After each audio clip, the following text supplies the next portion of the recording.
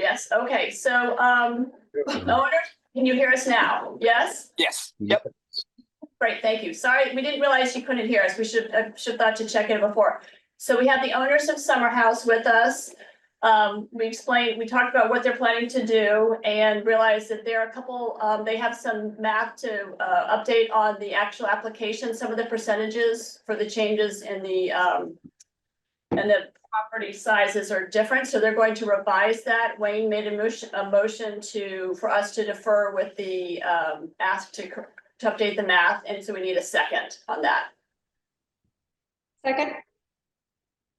Is there any discussion? No, all right, we'll call for a roll call vote, starting with the people on Zoom. Matthew Ray, aye. Jen. Ted Carpenter, aye. Sorry, Jen, go ahead. Jen Turcott, aye.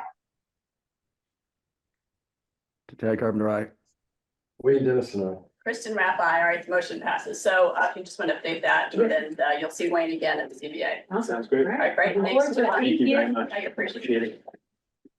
All right, next up, Thank you. minutes. Are there any corrections? We don't, the agenda called for minutes for the January 13th and 27th. We just have minutes for the 13th. Are there any corrections for that? Nope. I would move that we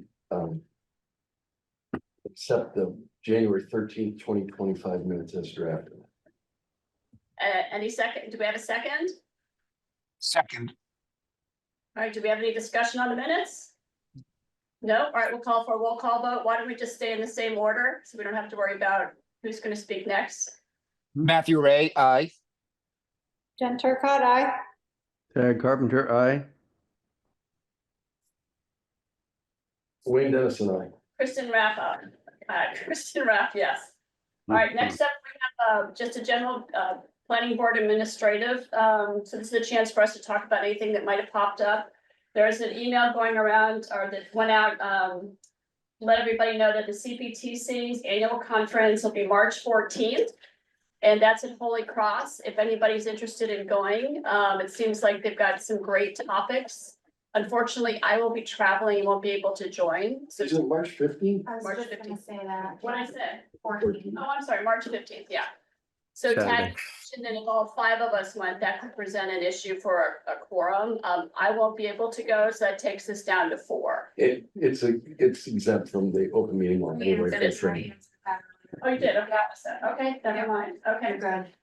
Then Rebecca, what about there's a $95 fee? Do you think that the planning board department could cover that if people wanted to go? I'll check the budget, Okay, but we do have a training budget. Okay. And I can't assume that I'm gonna spend it all, so. Okay. I'm assuming, but I will double check that one. I pointed this out during email, on the email as well, but Planning board? yes, Yes. Okay. Yeah. one of the principal presenters is Judy Barrett, our own Judy Barrett, and her daughter Alexis. To the extent that people can't make it, I think that there's some real likelihood we can impose on the goodwill of Julie to help us through this, if they can't make the 15th.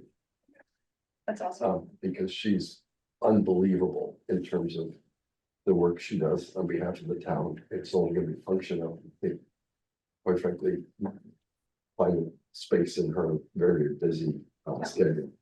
Do you remember which session it was or sessions? Oh, no, she's the principal person on multiple sessions. Okay. All right. It's either her or daughter Alexis. All right, that's good to know about. Thanks, Mike. Kristen, I plan on going too. I think Tag said he's, I'll plan on attending as well. Wonderful. And then Tag, you thought you could go too? Oh, yeah, I'm already signed up. I may go, I don't know for sure. It depends on what I can do to do on 15th. Okay. Um, All right, well, I'd love to, maybe the two of you could, and if anybody else goes, consider like giving a summary back to us. We could set time in the agenda. my Sure, daughter- yeah. Sure. Or what? My daughter worked with me. All right, anybody have anything else for administrative details for the planning board? Well, can I bring up one thing, just to be aware of? I don't know if you guys have been following this.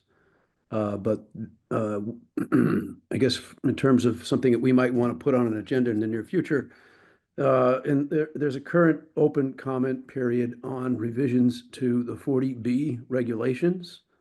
And apparently they're planning to reduce or somehow eliminate the appeals cycle to try and increase, the throughput of the permitting process.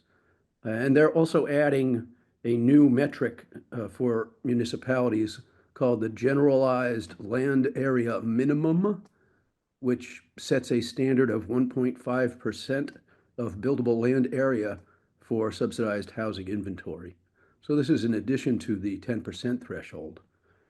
And it's my understanding, if I could just go into it for a second, that this GLAM statistic is going to be created and maintained by the Executive Office of Housing and Livable Communities, and that municipalities will have the opportunity to present evidence if we do not agree with the GLAM calculation provided by EOHLC. And as the comment period is open at this time, I'd like to somehow encourage the planning board or planning department to weigh in on this and make sure that we understand the implications of these regulations for the town of Duxbury, and B, with that understanding, we provide some feedback to EOHLC to hopefully make them a little bit more in line with, frankly, community values here in Duxbury, whatever that means. I just wanted to make you aware of that. Thank you. Okay, thanks, Tag. And Tag, do you know, when is the open comment period end? I think it's another week or two at this point. I can pull up the website. Does anybody have any thoughts on that? Let's put it on the next agenda. But if the period is going to close, Mhm.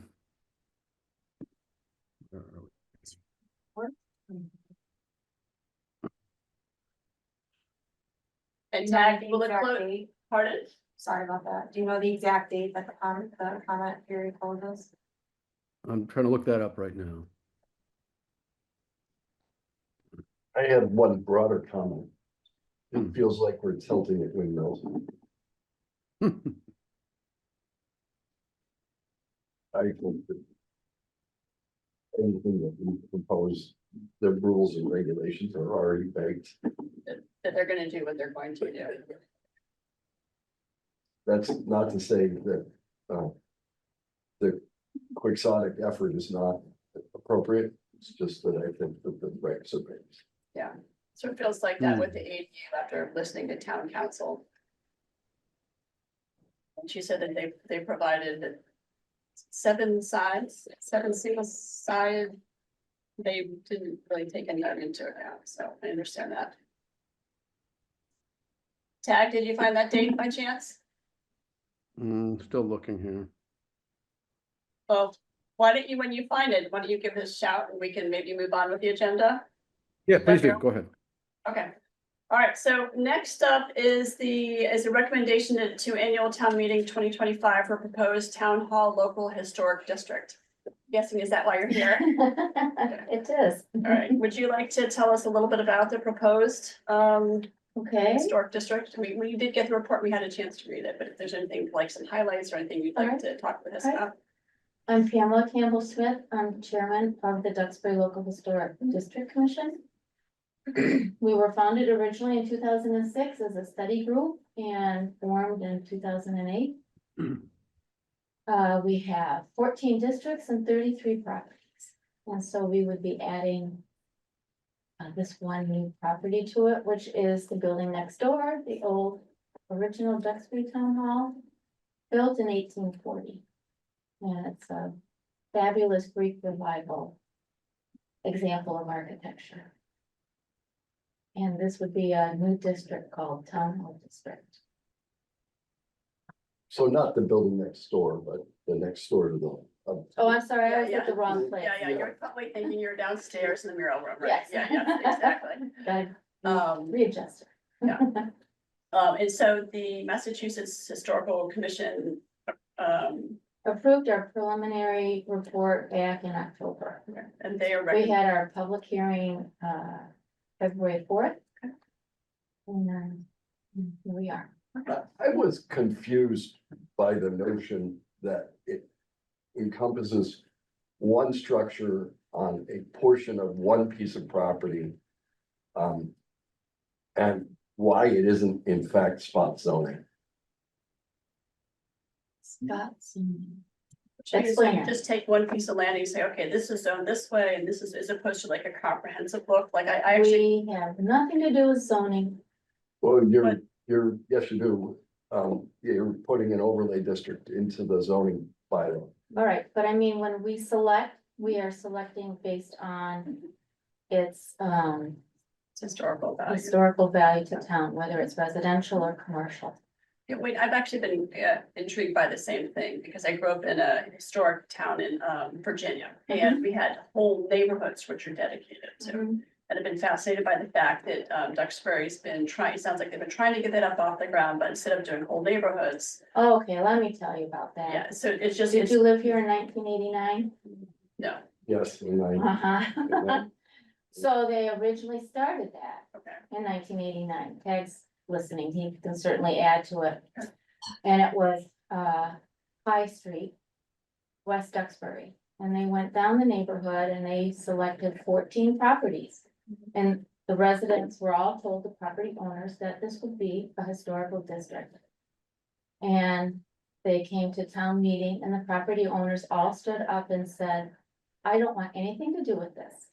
And it was voted down, and it left such a negative impression that the selectmen didn't try until 2006 to reform a study committee to see if Duxbury's ready to try this again. We had Chris Skelly, who was the director of the Massachusetts Historic Commission, come and address us, and we shared with them all of this, and he was fully aware of it. And he said, many communities start with a single property. Somerville has 265 districts. Okay. And these are houses that might skip a house, the next owner wants to be in a district. And he said, you ought to consider starting that way. And so that's what we've done. And as you can see, they're now starting to add to a district. The Bradford district, I think, has 6 properties in it now. So they're becoming more contiguous as opposed to Yes, just. and as people are hearing nothing negative about it, that these folks are all volunteers. No one was told your house is in the district. Everyone volunteers, all 33 properties, including the town of Duxbury. can we talk about this property though for a second? Because this is town-owned property. Yeah.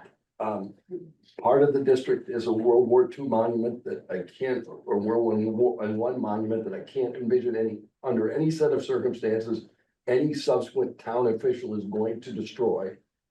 And it's town-owned property.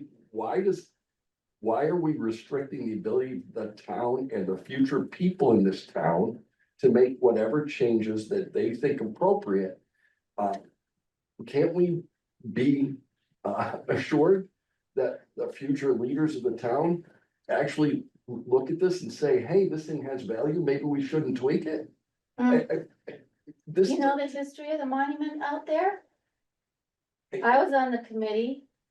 Joe Shea and I found the pieces in the cemetery, in the DPW's parking lot. And Joe Shea asked me if I couldn't photograph and figure out what these pieces were. I photographed and I assembled it and said, this is a monument. And then we found the sketch that's down in the selectmen's meeting room. And we said, that monument originally was supposed to be above the steps in front of town hall. And then we found out that no, it was in the Boomer Square triangle. And we inquired and people wrote letters to the Clipper telling us all about it. Yes, it was hit by a plow during a snowstorm back in the 50s. Those pieces were dumped. Now, if this was a historic district, So people would ask, when are you reassembling that monument that honors? So what are the restrictions that come with this? It's only from a public byway. It's whatever can be seen from a public byway, generally that's the front. That needs to remain as Yeah. is. You can do anything you want inside. You can gut the building. We're interested in maintaining the historical architecture fabric of Duxbury. People, when your friends all come to Duxbury, we drive down Washington Street. And they go, oh my God, this is beautiful. Well, we're trying to maintain. And can that be revoked at any point? No. No. What does it cost the town? $110. I have to go over there to the Registry of Deeds this week and register the 3 properties that went through last year. And that comes from our budget. So we have a budget of $1,500. What do you have the other questions about this property? No, we can do whatever you want. I will discuss the property or discuss this with the board when it comes up. Okay. All right. Thank you very much. Thank you. Are you asking us to do anything? Pam, So when your recommendation, town meeting. Right. Every time. do we need to do that today? No? Yeah. So, fine. Okay, I'm a little confused about it. So this is the time to have the conversation. Apparently. Yeah. Okay, all right. Want me to go grab her? Yeah, sure. Thanks, Steve. All right, so does anybody have any thoughts on this up there on the board?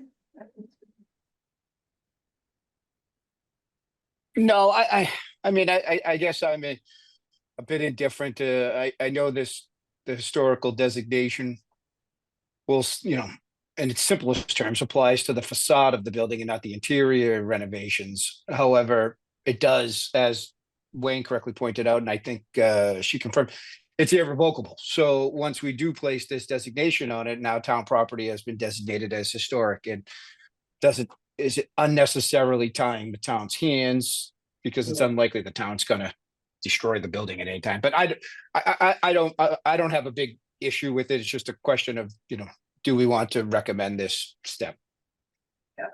Matt, do you mind if I ask, would you have the same concerns if it was, sorry. Matt, would you have the same concern if it was private property, or is it more just public? I would have a bit of a bigger concern because now you're taking a one parcel, simply designating as historic on a private property. And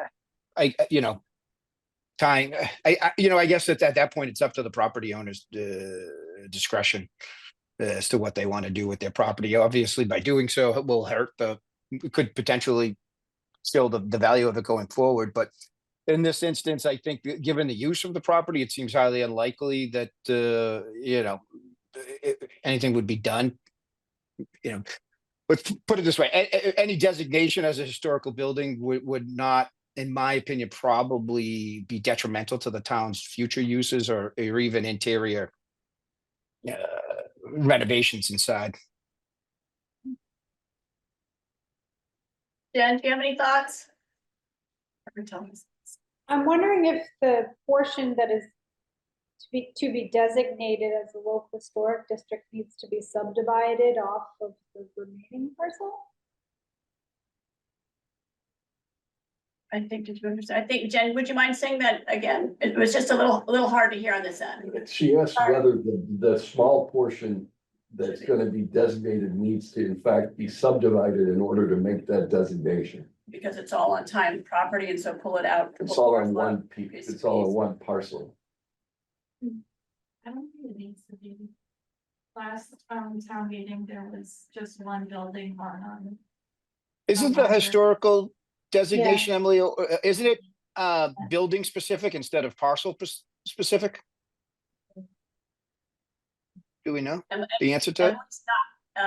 Emily's nodding her head. Yeah, she said last year it was the right building, which is on the library's parcel, and only that building was designated as a local historic district, and they didn't need to.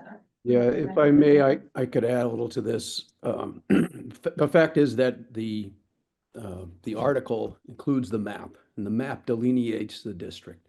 And the district does not need to conform to parcel boundaries. And it's not necessary to create a parcel boundary to duplicate the map layout on the district map. Thanks. It's just a map. All right, Tag, do you have any thoughts there in general on this? Yeah, well, I think one comment I'd make is that the recognition of a resource as historically significant does present additional opportunities for funding to maintain or support that resource or renovate that resource. So there's a benefit to the town of doing this in that respect. Wayne?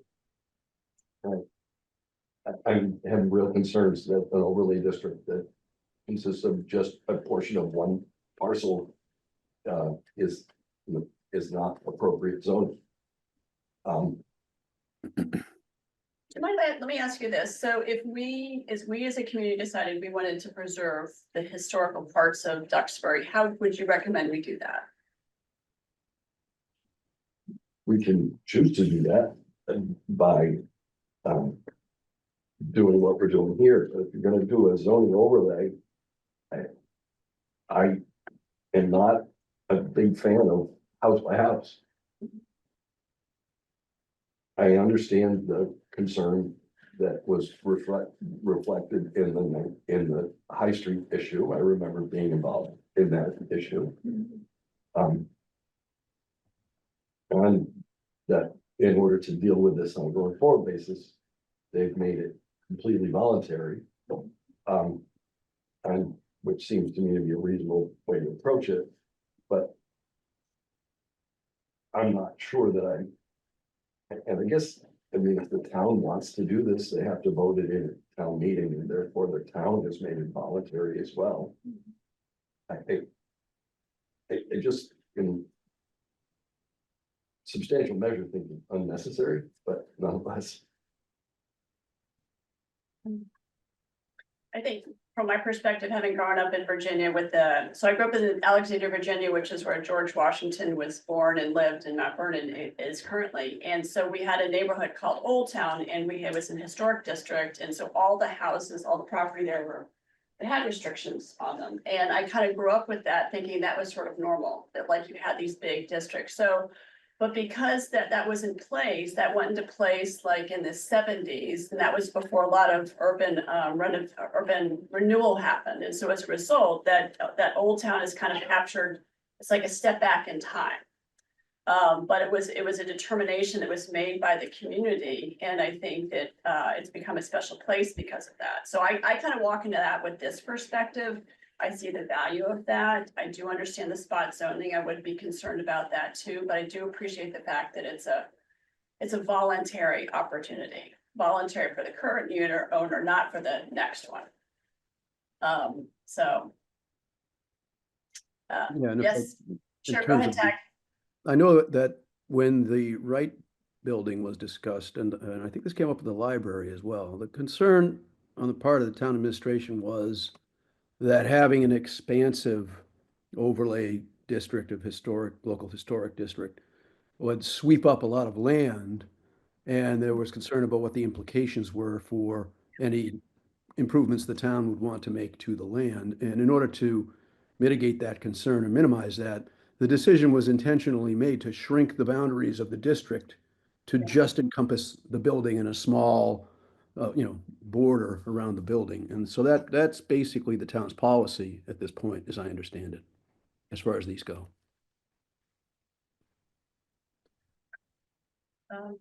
Emily or Rebecca, do you have anything you want to add to that?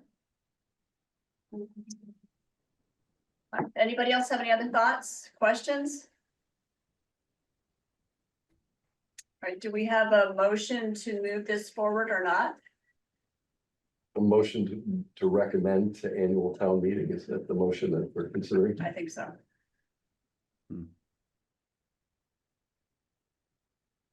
Well, sure. I'll move the planning board's support for local historic districts designation of the new town hall historic district be brought forward to town meeting. Second. Thank you. All right, any discussion? Okay, all right, we've had a discussion. I will call for a roll call vote on the recommendation. Matt, Matthew Ray, aye. Jen Turcott, aye. Tag Carpenter, I. Wayne Dennison, nay. Kristen Rapp, aye. All right, thank you, everyone. Thanks, Matt. That, yes. Yes, that passes. Thank you. All right, next up, we have, that's a good one. Agenda item number 3, discussion MBTA communities, follow-up from the February 3rd select board meeting. And also, those of you online, Rebecca had a meeting today with town council and town manager, and she and Emily came up with a schedule, which we have here, and I'm sure that they can email you. But Emily and Rebecca, do you want to kind of give us an update and share what you know? Yeah, I can do it. So we had a select board meeting last Monday. I attended, Tag and Steve were also there, and Wayne. We discussed submitting the action plan on behalf of Duxbury, and the select board voted for me to submit the action plan, so I've been working on that. And I should be able to submit it tomorrow, now that I have the schedule. Did everybody online see the schedule? I just want to make sure that everybody's set. Emily added it in your packets like last minute. So she did, okay. Yeah, and we'll Oh. physically give you guys copies. So Alright. special town meeting schedule, all the steps that need to happen for the Monday, June 16th special town meeting. Yep, perfect. Great. So, there's a lot going on in the schedule, and it's even overwhelming for us since we just came up with it this afternoon. But the main thing we need to do is reconvene the MBTA working group. There's a deadline of tomorrow for the current members to answer yes or no if they want to keep working on the bylaw. I think you're waiting on just a couple people, right? Because Emily's waiting on 2 people to answer still. Once we've ironed that out, hopefully by the end of this week, we're hoping as long as it's good for Steve and Tag, if we could have a meeting starting next week, if that's possible. I am suggesting that we meet once a week. And I know that's a lot. If you can, that would be great. If you can't, we will have to definitely make sure that when we do meet every other week that we hit our deadlines on here, because this is an aggressive schedule. The deadline for site selection will be March 19th. That needs to happen by that deadline so that we can amend the bylaw to include that new site. Amy's available to come to the May 12th public hearing for the select board, or I'm sorry, for the planning board, I meant to say. And I've also, I have CHAPA on board. Remind me what that stands for, Citizens Housing Planning and Planning. and planning association or something. Yeah, so, okay, CHAPA, they are going to help with our public engagement. That's gonna be funded through MHP. And, I've been in contact with them as of last week, and they will be able to do 2 public engagements for us. With the working group, as well as attend a select board meeting if possible, and I also emailed them tonight and asked if they could also attend the public hearing. So I want to get them involved in every step of the way, to help bolster the public engagement. We can't really start the public engagement until we have the sites picked out, so that's why it's really important to lock down, the sites by that March 19th deadline. Sooner if at all possible. As far as technical assistance goes, I applied also through MHP, and they are hopefully gonna get MEPC to help us. MEPC is working on a scope right now. But I'm thinking that they are going to be our new technical consultants. So if new sites need to be developed, or just looking over and checking the other sites that were modeled and making sure that they comply with the density requirements in the acreage. So making sure that, I'm assuming Island Creek will stay, and that we need to come up with something else to make up the difference. So it's clear that, Jesus, not happening. So that's the gut of it, I think, Tennessee. Special town meeting. Yeah, yeah, so the special town meeting, as you know, that is June 16th.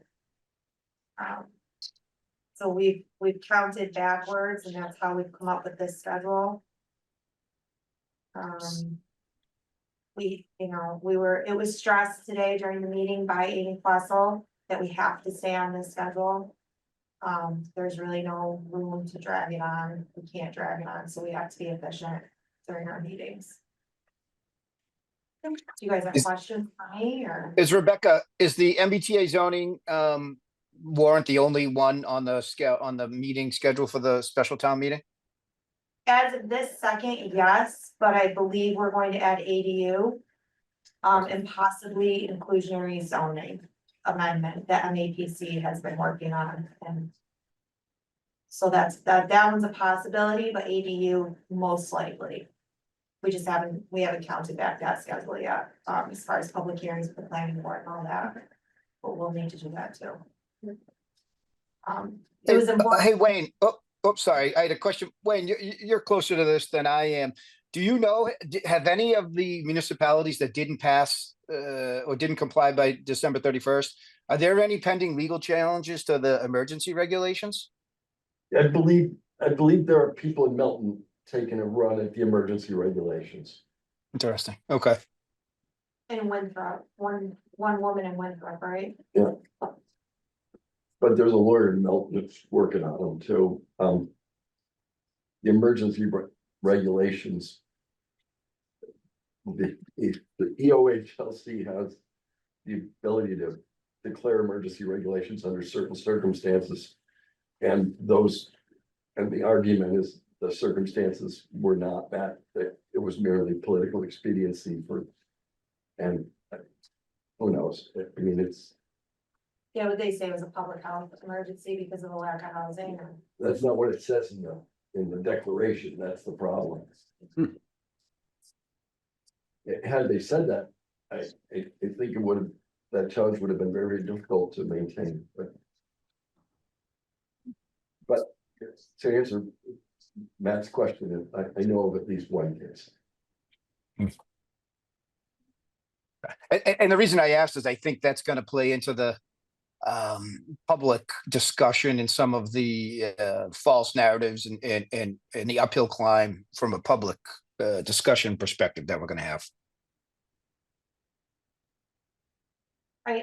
I think just and this is purely my observation coming in kind of late in the game the first time, is I think that there should be a stronger alliance between the select board, the planning board, and the working group. I don't know how to achieve that.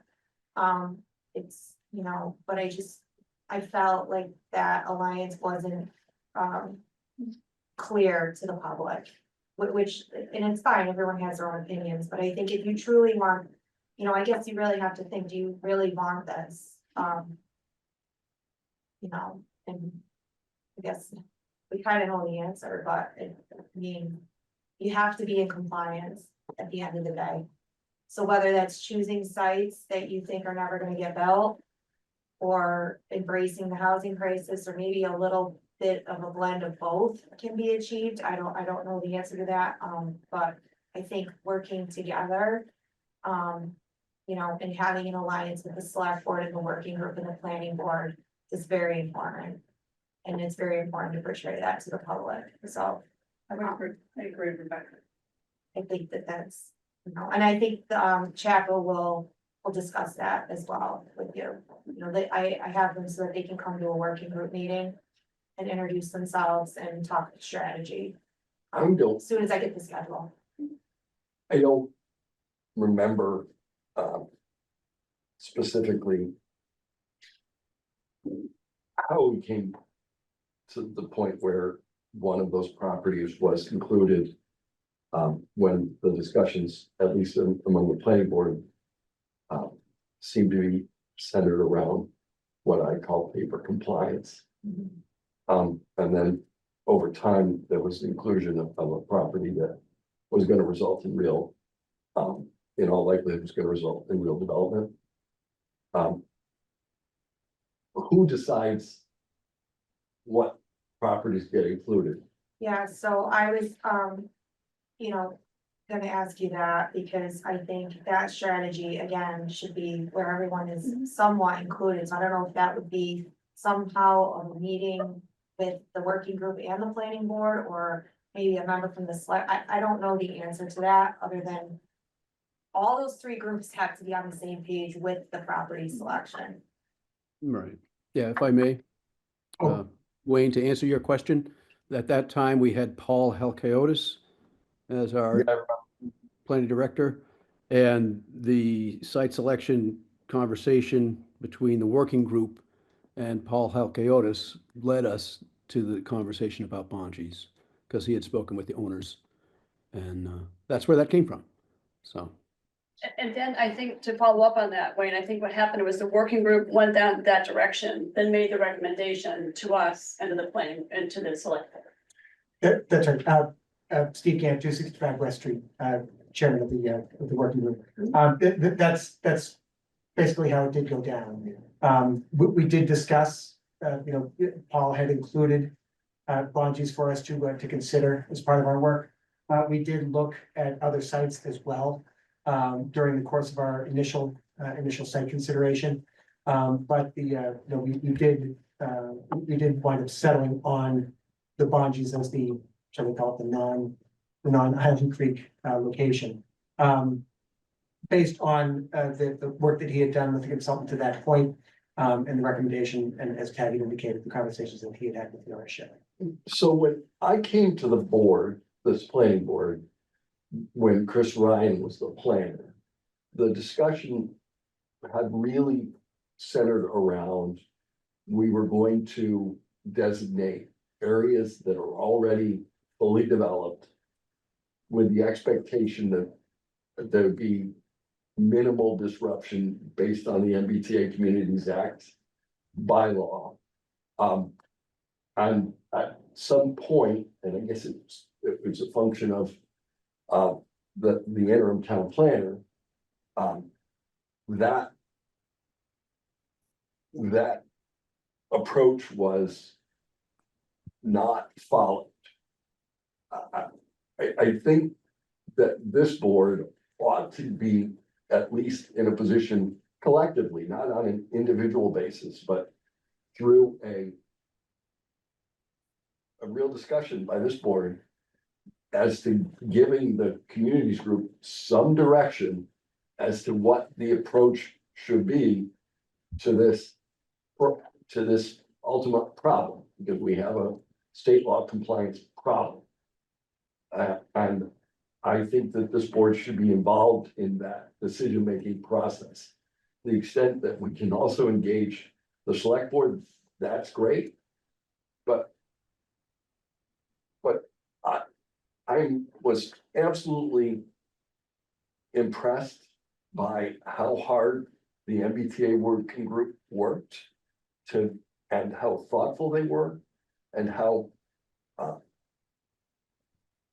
much effort people put into this issue. And I really like to find, me personally would like to find a way to get to compliance that is acceptable to town meeting. And my view on that effort is that we pick places that are already fully developed. And then sometime in the next 10 or 15 years, maybe they get developed in a different way, but the immediate impact of the revised bylaw would be de minimis. And that's my view as a planning board member as to how we should approach this problem. If the other members of the planning board want to approach it differently, but I think we have an obligation to state our thoughts and to try to give the MBTA communities working group some guidance in that. It is your bylaw at the end of the day. You're putting your name on it for town meeting. Right. Right. And I can tell that was uncomfortable. And not to discredit the work that was done from the working group, but that was uncomfortable for the planning board to present that at town meeting when you essentially didn't really do the upfront work and get to have a say in the sites and things like that. So that's why I'm saying this needs to be more cohesive and collectively, and me, as an interim planner and as not a resident of Duxbury, I would never tell you which sites that you need to, develop or not develop, or zone or not zone. As long as, I can double check to make sure that they're in compliance with this, with the law, and work with town council to get a cohesive bylaw and follow this timeline, I feel like that is my place here. And that's what I was hired to do, so, I think it would be, from an outsider's perspective, very helpful if you all work together on choosing the sites. So whatever format you wanna do that in, Emily and I are here to assist in scheduling those meetings and making sure we stay on task. Great, thank you very much. I'd love to hear from the rest of the planning board, and then I think it would be helpful for us to have a sense of where we are, what we kind of think, and then move forward, and then work, talk with the working group and talk with the select board. But first, where are the three of you? Where are you up on the board? How are you? What are you thinking? This is Jen. I'll go first if you don't mind. I fully agree with what Wayne is saying. We need to make, there is going to be changes here because we have to comply with this new law. The fewer changes that are proposed, the better.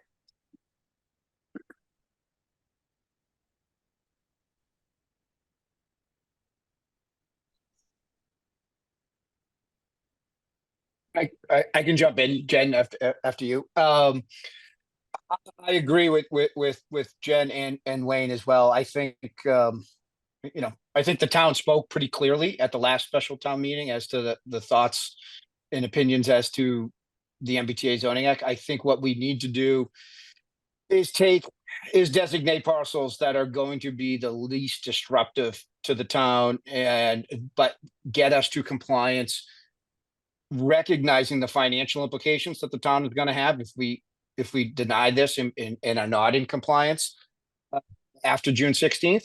Obviously there's the threat hanging out there that the AG could force compliance. I don't think that is a realistic scenario in terms of forced zoning, but I do think there'd be significant monetary repercussions to the town if we fail to designate and come into compliance at the June 16th special town meeting. And in order to do so, following up with what Jen and Wayne just said, I think we need to do so in a least disruptive, least changed proposed parcels.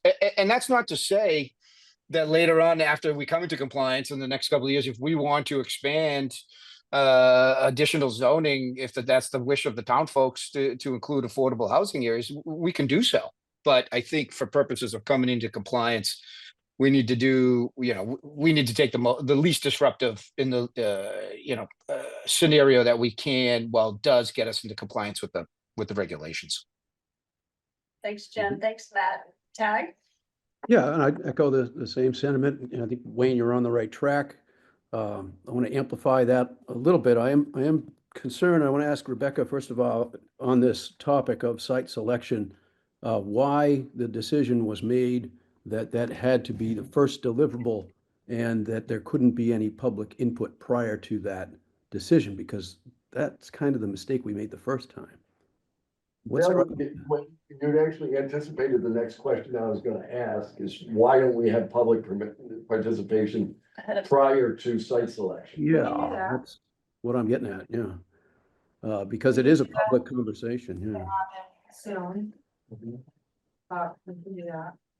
And there's another critical piece to that I want to put on the table, as we discuss this, because, on the premise that we want to identify existing multifamily parcels, we do have some. The issue really comes down to the density number, the 15 unit per acre target, because none of the, other than Island Creek, none of the existing density achieves that level. So it's a matter of how disruptive that would be. Now, the technical detail, and we did this a little bit the first time around, is that it is possible to designate, say, the 25 plus acres at Island Creek at a higher level of density, and then the other parcels are brought down to a proportionately lower level of density to reach the average of 15. I understand this was done in Hingham. They had an area that was already at like 50 units per acre and they zoned it to 60. And with that 60 unit per acre allowance in place, they were able to do other zones around the town that were much lower density. This unfortunately makes the conversation a lot more complicated because now you have to talk about how many acres here, how many acres there, what's the low density, what's the high density, and it gets very involved very quickly. So I'm not suggesting that that be the public conversation, but I think we need to apply that to the strategy where we come up with the recommendations that then become the public conversation. This is Jen, if I may. I think one of the elements of confusion the last time around was the difference between site selection and project selection. Yeah. So and to your point, it would be a very confusing conversation to have if we start talking about swapping out density to get to the correct average to be in compliance. We also need to remember that we're not choosing these projects to be built. And I think that public believed that if this was approved, then these projects would be built, and that was a terrifying prospect. Yeah. So when we do the community outreach, we need to make it crystal clear that this is and tell me if I might be mixing up the words here, but we're creating a zoning district that will bring us into compliance with the MBTA Communities Act. We are not choosing projects on the properties that are involved.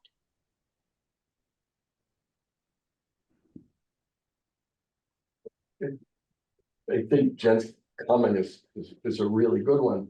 That I think part of the issue, though, at least previously, is that people looked up and said, wait a minute, there's at least one parcel in this district that is in all likelihood going to get developed.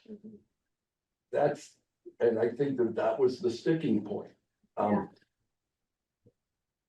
Because no, we're not choosing projects, but we're empowering as of right development of large undeveloped pieces of property. It doesn't take a mind reader to figure out what's going to happen next. And I think that's why we need to pick as many already developed properties as possible that would get us into compliance. We have one that gets us to the 25. We need one that is at least 25, right? Correct. Yes.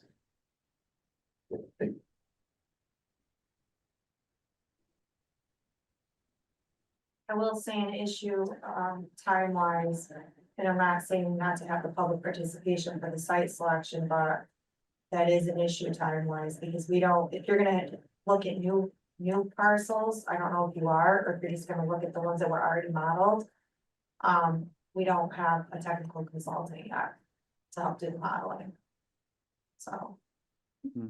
If I may, Madam Chair, and Rebecca, that's a key consideration here is when we are looking at a lot of the other sites that we had modeled, that had been modeled before the working group got started the last time. With the exception of Island Creek, they didn't include a lot of the other, shall we say, densely developed sites that already exist here in town. Right. So what that means then is if we're looking to do something along the lines of Wayne, what you're suggesting, and that is that we overlay existing dense development, we're looking at brand new sites that we haven't considered previously. And that would require some detailed work done by a consultant that we would engage to make sure that what we're doing is going to be compliant based on those, on what those sites are. So that's a big challenge that we need to confront here. Okay.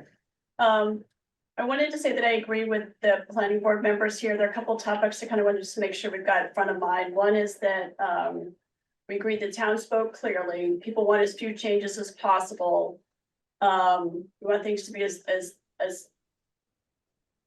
less disruptive as possible. It'd be great to be able to designate parcels that wouldn't involve perhaps any change. We want to be compliant, but we really don't want to change anything. We want to leave the town the option to do that later. We do want to include the public. And I think that's it. So I think it sounds like we're kind of talking about paper compliance, but there is one thing, as I recall, there was a property on the like farthest northwest part of town near Christmas Tree Lane. And there was an owner, that particular parcel, that owner apparently was interested in developing that. And that is, there is development around there that it would make sense. We wouldn't have abutters around that property, but that's a different conversation. So it sounds like we're all on the same page, which is great. So how do we, so given that we have a tight timeline, how do we talk to the select board quickly? How do we set up public hearing, a public session quickly? How do we do that without a consultant because we have to select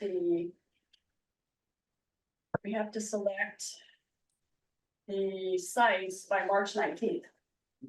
5 weeks. 5 weeks. Mhm. So Steve, maybe you might have some thoughts on that. Uh, I know this is probably all new. No, that's fine. Yeah, the tight timeline absolutely is a key consideration here.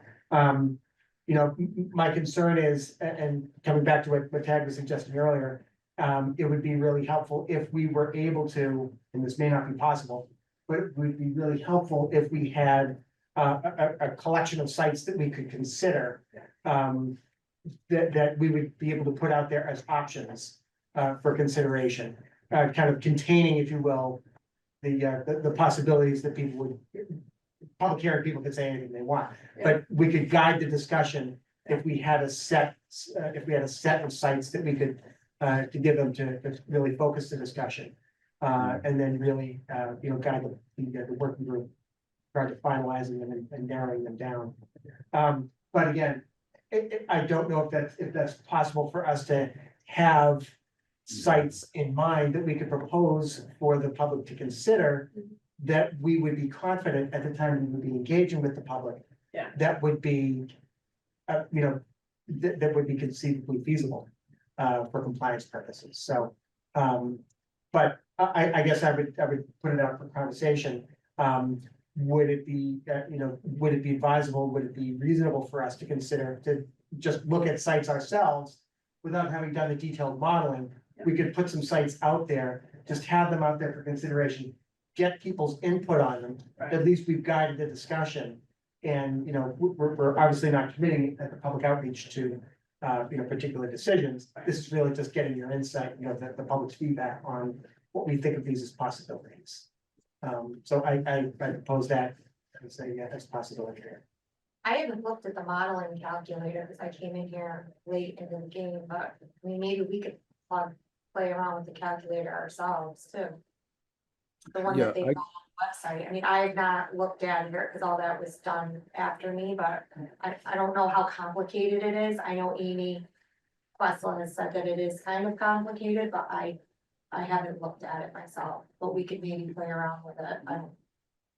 Yeah, I think we definitely could, Rebecca. I took a shot at it when it first came out. When they finally released it, I was like, oh, good, we can get to work. And I pulled it up and I was able to go through the whole thing until I got to the point where I needed to copy the shape file out of the GIS and paste it into the spreadsheet.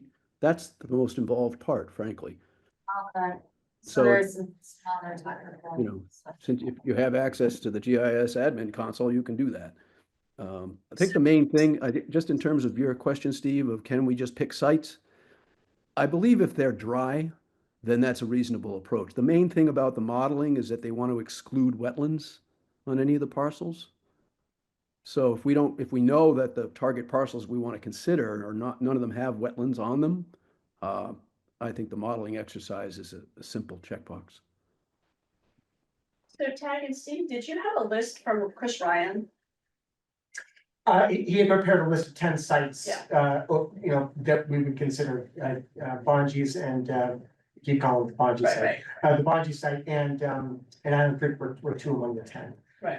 And then there were a number of others on there as well. So we do have that, we do have those, those sites. Because it let's- seems, go ahead, Tag. Well, I was gonna say, you know, I have them top of mind because I've been looking at it for so long. One of them is the Apex site, which is the northernmost extreme tip of Duxbury to the right of Route 3. It's high and Yes. dry.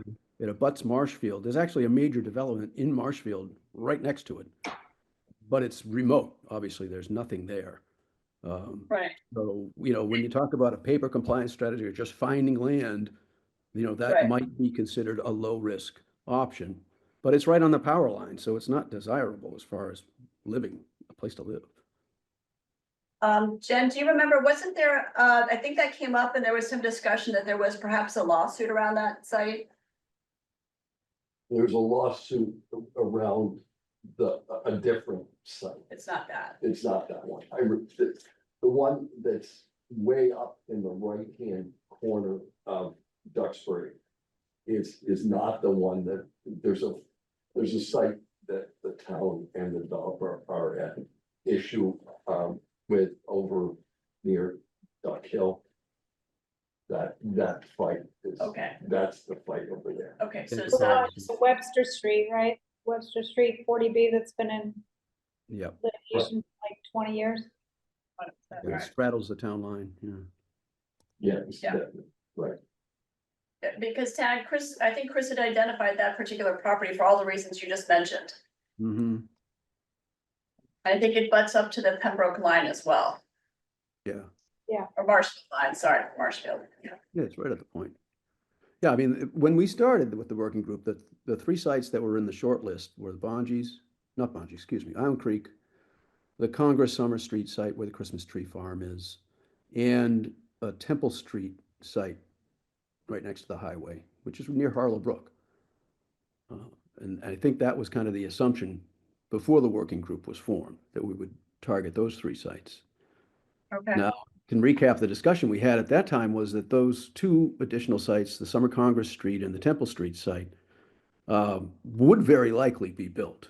That was the way, you know, our feeling was that, you know, that the amount of money the state's putting towards this and the pressure would result in those parcels being developed. And the fact that they were almost as far away as you can get from the T station just didn't make sense. right, Because it's supposed to be transit-oriented development. So that's the thinking that pushed us, you know, to go towards the southern part of town. sure. But now, if the planning board is is giving you guidance to say, let's just be compliant, does that change things? I wouldn't speak for the working group. I mean, sure, of course it does. The planning board, the direction from this planning board and the select board is essential to the working group. And you know, I think honestly, being very candid, you know, nobody wanted to touch this with a 20-foot pole. Everyone was more than happy to let the working group go off and deal with the problem and see what happened. So we did that, you know. Sorry. That's we knew what we were getting into. Yep. Go ahead, Jen.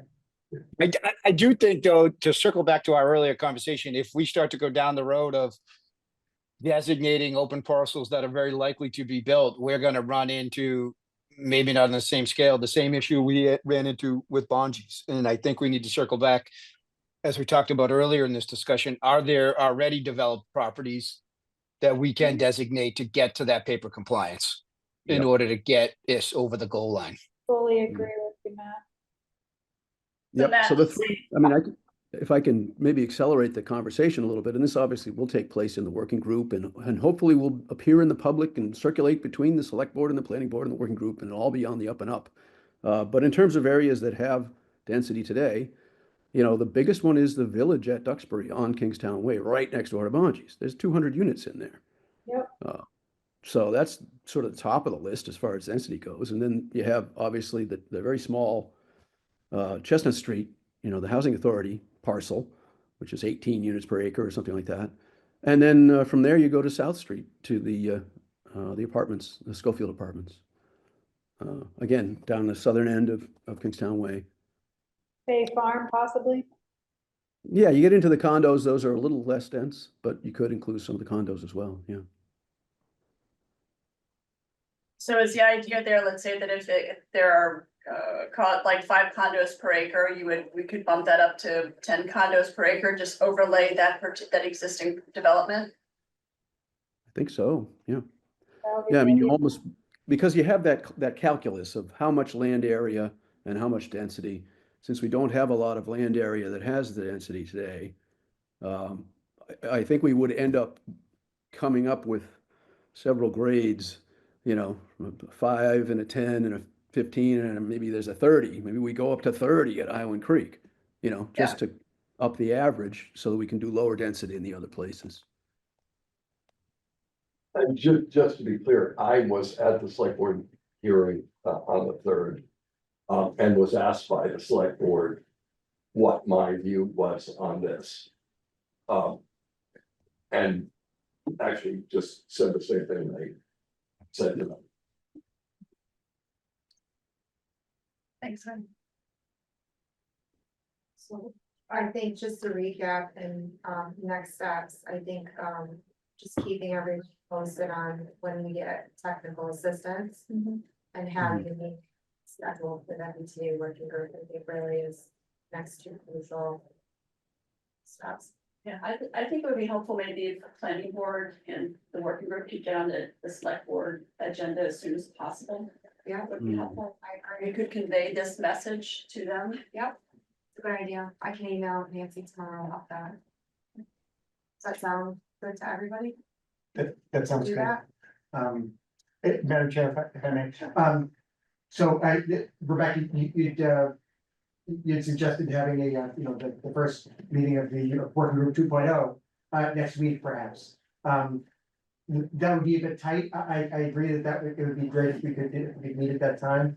And I think we should probably strive to get something on the calendar for that. Okay. But I don't know that we would have, Emily, we're still waiting to hear from a couple of folks. Yeah. And maybe until tomorrow, yeah. Yeah. Okay. So we're still waiting for 2 folks. I mean, and the ones we've heard from that are in the affirmative. Yeah. Okay, so theoretically, we have a quorum of the group that would be able to convene. So I think it probably makes sense to have a meeting next week with the working group. And so we'll Emily, I'll work on agenda and scheduling, and Tag, I'll probably reach out to you as well. Sure. Putting something so we can do that.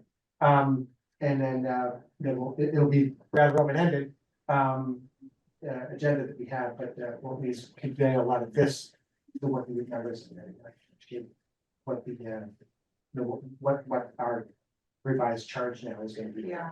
And schedule so that you're And somewhat especially the aligned schedule, with yes. us as well. Yep. And then a joint meeting with the select board. Joint meeting with the selectmen. So I'll email Nancy tomorrow.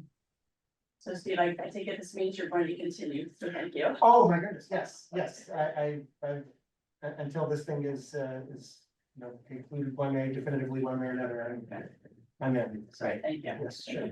I think it would be great if you could get together next week, because the week after that is full vacation week, and so that might impact. I forgotten that, so all the more reason for us to meet next week. Yeah, That'd be great. thank you. So there are a lot of people with disparate opinions about this process. Hmm. In the event that we don't get full participation from the previous working group, is there an opportunity to draft a couple of more people? Yeah, they would just need to be appointed by the select board. Mhm. Yeah. Well, because it might be beneficial to get people who are opposed, Totally agree. Yeah. engaged. And I imagine that there were probably 1 or 2 people who were very outspoken. I can think of 1 or 2 that I remember from the couple meetings that I went to. Mhm. And then there's also the planner that came and spoke with us at the meeting downstairs. Remember? That gentleman is, his name is Hoyt Cousins, and he just happens to be on video with us here this evening. Hi, Same. Maureen, how are you? Thanks for joining us.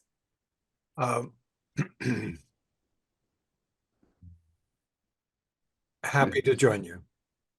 Thank you. All right, so that would be So, another. Definitely another possibility that we, we may add some people who. Are you seven first now? I'm sorry. Are you seven now? 7 were appointed, and we've got 5 in the affirmative right So now. maybe we could go to 9. We could certainly expand it as well in that. And the select board does all that. I'm not sure you're gonna get all 7 who previously did it. I'm confident we'll have at least one who will not be Yeah. joining us, so. Okay. But yes, but Rebecca, you're right, the planning board, the select board is responsible for appointing new members, so. So Wayne, if you have anybody in mind that you know, send them him or her our way, Sure. and we can. Get them on a select board meeting agenda. Yes, and I think it would be great to figure out too, how do we include public, how do we get their input, how do we say like, here's our situation, this is what we wanna do. And here are some options. However, we can do that, however, we can support you. We'll be, we've got a representative here. Yes. So, yes. Great opportunity for leadership among, by the new chair of the planning board. That's right. Absolutely. All kinds of it. It's very pretty. Yeah, I brought my big post-it note today. Wait for us. All right, Any other questions for me about this? just really want to thank you and Emily for putting this schedule today. Rebecca just met with town council and town manager today Super at helpful having that now. 3:45, so thank you, that's awesome. And I Yeah, know, I- and we don't have to go into discussion, but I don't want to forget that, Amy also suggested paring down the inclusionary part of the bylaw. Yes. So, just remember that I said that, or, Okay, if I don't want to forget, so. so that kind of takes us, is there anything else anybody wants to talk about MBTA? Well, should we take the formal step of the planning board providing strategic input to the select board as regards the charge? Do we want to formalize that a little more, or are you happy with just this conversation in your notes? I'm comfortable with this, anybody else, a different idea? I love the idea of getting in front of the select board. I mean, it's clear that there's consensus among the planning board as to how we'd like to approach this. And moving a report on that consensus, a formal recommendation to the select board doesn't have to happen until we get a bylaw.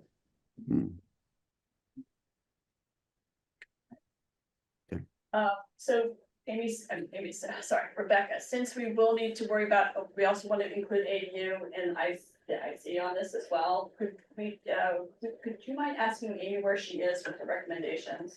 For ADU, And because I think she was working on both of them. for us. MAPC is doing inclusionary, and she has not seen a draft of that, that's.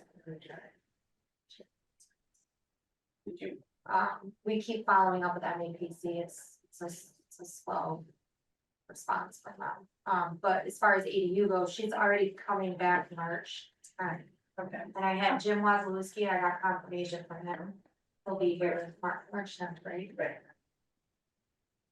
Then maybe would you reach out to NAPC and say we've got a meeting March 10th, can they have it to us by the end of the month, maybe? Like, would it help to say we have a deadline, we need to, Yeah, but I wouldn't have them on the same meeting, but yes. maybe just push it that way? But Amy knows that she needs to have another draft by the time, so we're in line with that. Okay, great, thank you. All right, any other thoughts on MBTA? Public outreach. Yes, that'll be Public. huge. All right. Thank you. All right, moving on. So what I wanted, the next thing on was, we struck out frontage limited subdividable parcels, and we added in a discussion about planning board priorities. And 7:20. We started talking about this a couple of meetings ago, but I wanted to get some input from the board about what do we see as our priorities? Like right now, it's clearly MBTA, ADU, inclusionary bylaws, because we have to have that set up and done by May 1st. But aside from that, and talking with some of the other board members, it sounds like, we want to work on implementation of the comprehensive plan. Coastal resiliency is top of mind, recodification zoning, and then community engagement and communication kind of in general that helps us with all of these things. Is there anything else that anybody has that they would like to see us work on or prioritize? And once we come out a list, then we can maybe talk about prioritizing and figuring out how we want to tackle those. What were the ones you ran through there? Sorry. Okay, so first should be implementing the comprehensive plan. Yep. Second would be coastal resiliency. Oh, resiliency, that's what it was. Thanks. Yeah. Third is MBTA zoning. The fourth would be ADU, including the inclusionary bylaw. Yeah. Fifth would be recodification and zoning bylaws revision. Yep. Sixth would be community engagement and communication. Got it. Thank you.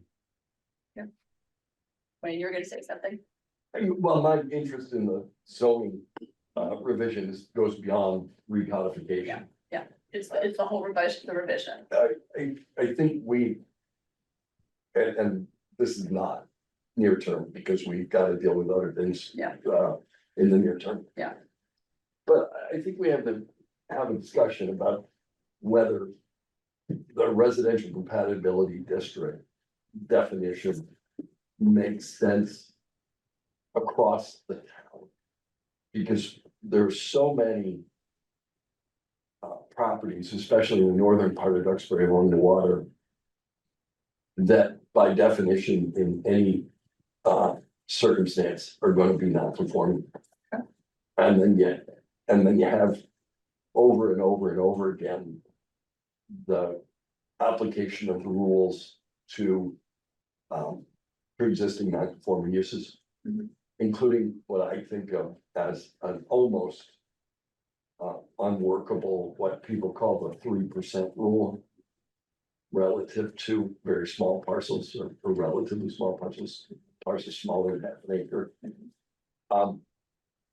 I think we ought to have a discussion as to whether there ought to be different lot size and coverage calculations that apply to different areas in town. And I don't think that we need 14 different definitions. In fact, I'm sure that would be what we should use. But it does seem to me on a going forward basis, there ought to be a discussion about especially smaller parcels along the water as to whether you're going to start in every instance or almost every instance with not having 40,000 square feet, not having 200 foot of frontage, not likely having lot coverage that exceeds 15%. And so then that immediately takes you away from the strictures of the bylaw into the vagaries of trying to determine whether this particular proposal is deleterious to the neighborhood, which becomes a pretty vague concept. I've also heard planning board members talk about pre-existing non-conforming as the golden ticket. Yeah. Because those people get to do things other people don't get to do. I don't necessarily agree with that analysis, but I think it's worth a meaningful discussion about those issues. But it's not a priority in the near term. My highest priority in the near term would be MBTA community and ADU. Yeah, I would say up until our town meeting in June, that those are the three things, certainly. Anybody else have anything? Oh, thank you, Wayne. I think that's a great conversation for us to have. Anybody else have any other thoughts? Any other priorities? Short term, long term?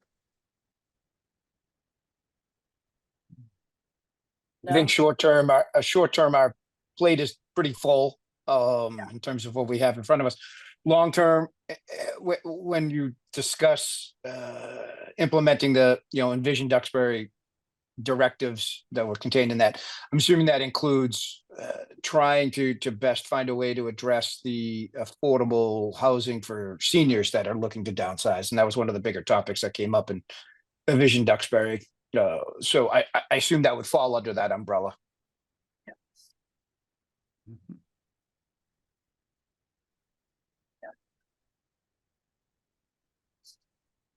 I can add that there, yeah. Jen or Tag, anything else you'd like to add? I'm good. Nope, I've added enough. All right, you know what, I'll type something up and just share it with the group, and then we can kind of, I think you're right, I think, we're pretty booked for right now up until June. But there are some great things here that we could work on after that, or maybe behind the reports. I guess next up, we have committee liaison reports. Does anybody have anything they'd like to share about what they're doing? Matt, you have big news from the sidewalk committee.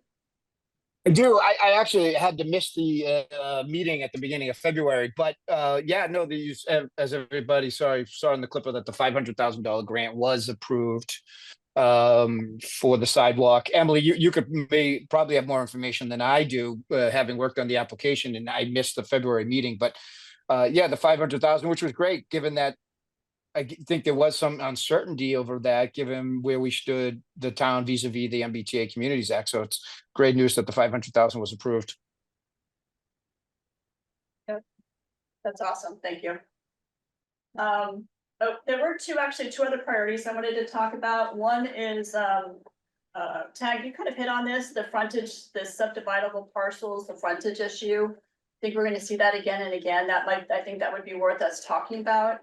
The other thing is street adoption standards. Right now, anytime with every board, I think there's kind of a new set of rules or guidelines for people who would like to adopt, who come to us and ask us to adopt a private way as a public way. I think it might be helpful to actually for us to think about sort of a policy or some standards that we could put in place. Jen, you had mentioned that we do have our rules and our regulations, but even so, 2 weeks ago, the Checkerberry applicant came before us and talked about the fact, and he said, the fire department is signed off, but we were concerned about the DPW. But yet, what are the standards that the DPW are applying? Is it the same for every property? They say there's concern about. Yeah, go ahead, Jen. We have subdivision design standards. Yep. That are the rules that govern how a proposed development gets designed. Right. And if a developer comes along and submits an application that does not meet the subdivision design standards, that's where the waiver requests come in. Yep. More often than not, they do ask for waivers. I believe Cooper Hill was the last subdivision application that we had that fully complied with all of our subdivision design standards. Mm-hmm. So if it doesn't fully comply with the subdivision design standards, then the town does not have to accept it as a public way. Those are the subdivision design standards are the rule. And anything less than any exceptions to the rule, we do not have to accept them as a street. And 40Bs are exempt because they're not the subdivision design standards of the planning board do not apply to 40Bs. So in the case of a 40B, then how do we rule?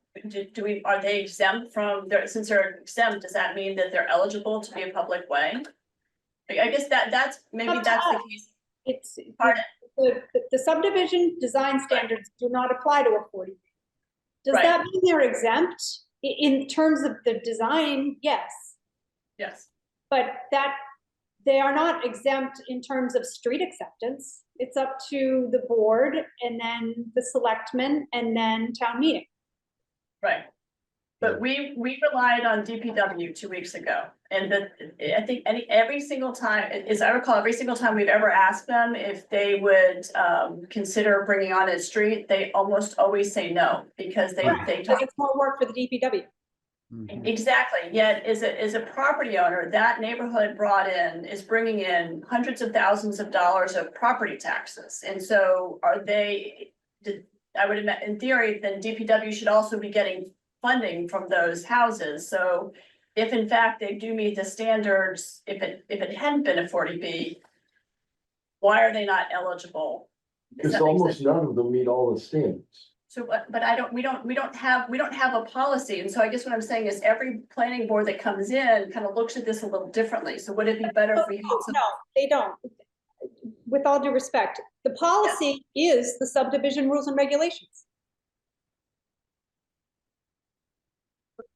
Last week, that's not what we said to the gentleman. We said that the DPW is concerned about snow plowing 2 weeks ago. Well, we also touched on the fact that we did not have the analysis or the measurements on the ground or any proof that it met the subdivision design standards. That was what I recall about the conversation. Nor was there any suggestion that we didn't grant waivers. Right, because we didn't have a chance to do that. Right. Right, The planning board did not approve Checkerberry Circle. Right. It went through the ZBA because it's a 40B. It's a 40B. does that mean that every 40B is ineligible? Correct. Well, every 40B, generally speaking, is not. It will, it's highly unlikely that it will meet the subdivision design standards, otherwise it wouldn't be a 40B. Mhm. So the whole idea behind 40B is, yes, number one, increased density, and number two, a relaxation from any town's design standards, Right. so that they can get more densely developed land, they can develop the land more densely. But just to be clear, it's not a planning board policy that we are implementing. The subdivision rules are a bylaw. Right. Thanks, Jeff. Yep. All right, anything else on that topic? Nope, okay. Does anybody else have anything else they'd like to talk about today? You asked for a committee. Yes, oh yes, so please, committee liaison reports. All right, Lawrence Rowe and I swapped committees. I haven't been to the MPRC committee. Okay. I have, however, been chairing the Halls Corner Working Group, trying to come up with a way to design Halls Corner to make it more pedestrian friendly and quite frankly, to make a better flow of traffic that didn't require people to rebuild the center island every 3 months. Yeah. We had some proposals we got funding to do that from the OAHLC. We had some initial proposals from Fisher and Associates.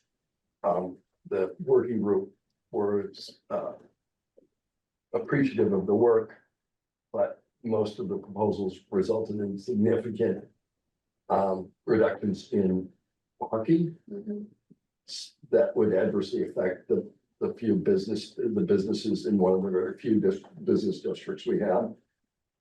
So the consultant was asked to go back to the drawing board and to include as potential spaces the spaces at the Girl Scout house, because the town owns the Girl Scout house, and to make the Girl Scout house delineated public parking. So that's where we're at. Great, thank you. Anybody else have any other committee liaison reports? Nope. Nope. Okay. All right, if anything else to add? Nope. All right, we'll go ahead. Do we have a motion to close the meeting? I move to adjourn.